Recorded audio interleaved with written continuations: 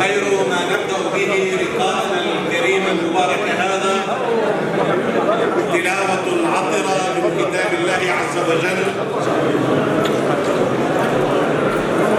حياكم الله. السلام عليكم.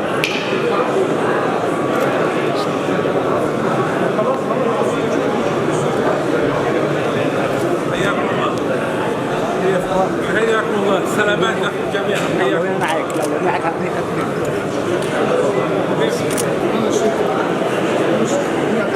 يلا يلا على طول هنا.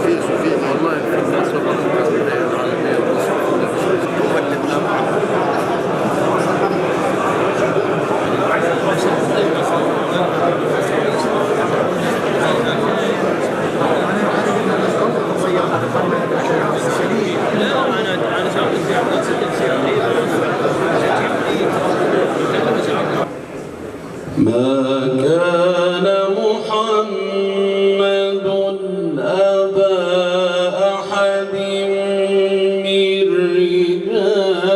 رجالكم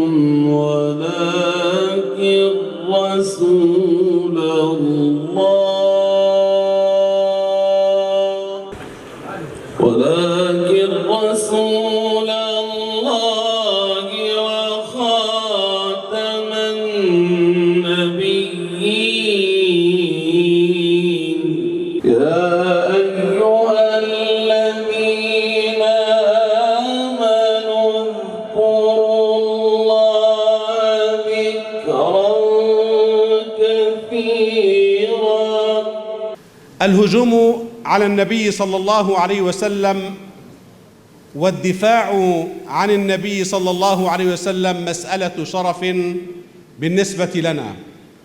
هذا ما أكد عليه الرئيس التركي رجب طيب أردوغان رداً على ماكرون على خلفية دفاع الأخير عن الرسوم المسيئة للنبي صلى الله عليه وسلم، وشدد على أنه لا يمكن للمسلم أن يكون إرهابياً ولا للإرهابي أن يكون مسلماً، مشيراً إلى أن العالم يمر بمرحلة انتشر فيها العداء للإسلام والمسلمين، وانتقد الرسوم المسيئة واصفاً إياها بأنها هجوم حقير وبأن من قام بها أوغاد. كان للدنيا بناء أن تطورا، نحن أسد الله لا أسد الشرى، قد قطعنا العهد ألا نقبرا، أو نرى القرآن دستور الورى،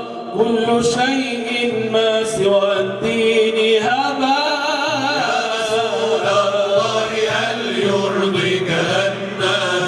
إخوة في الله للإسلام قمنا، يا رسول